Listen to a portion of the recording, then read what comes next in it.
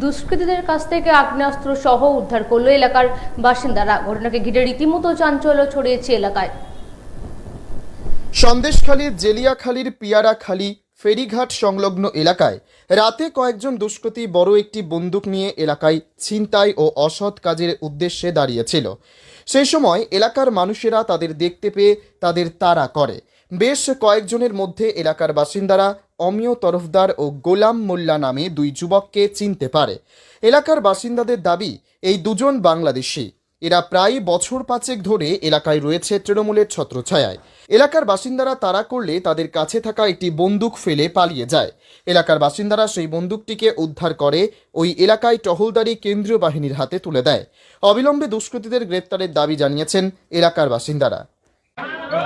আজকে জেলিয়াখালীর রামপুরের অপোজিট পারে আমাদের শিব মন্দির এলাকায় তৃণমূলের একটা মিটিং চলছিল এবং সেখানে তৃণমূলের সন্ত্রাসবাদী যে সমস্ত মানুষজন ছিল, তৃণমূলের হারমাত বাহিনী, সেই সমস্ত মানুষেরা প্রচুর আগ্নেয়াস্ত্র নিয়ে আজকে জমায়েত করেছিল এবং তার মধ্যে সাধারণ কিছু মানুষের পক্ষ থেকে জটলা হওয়াতে তারা দেখে নেয় এবং তার ফলে তারা তাদের ওপরে ঝাঁপিয়ে পড়ে ধরার জন্য, কিন্তু সেই দুষ্কৃতী বাহিনীর কাছে পেরে ওঠে না সাধারণ মানুষজন এবং তারা একটা আগ্নেয়াস্ত্র উদ্ধার করে।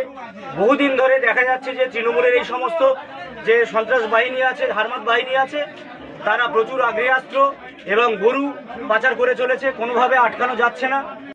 দুষ্কৃতীদের কালকের মধ্যে আর চাই, না হলে আমরা বৃহত্তম আন্দোলনে নামবো এই বলে আমরা প্রশাসনকে। Bureau report, PB news.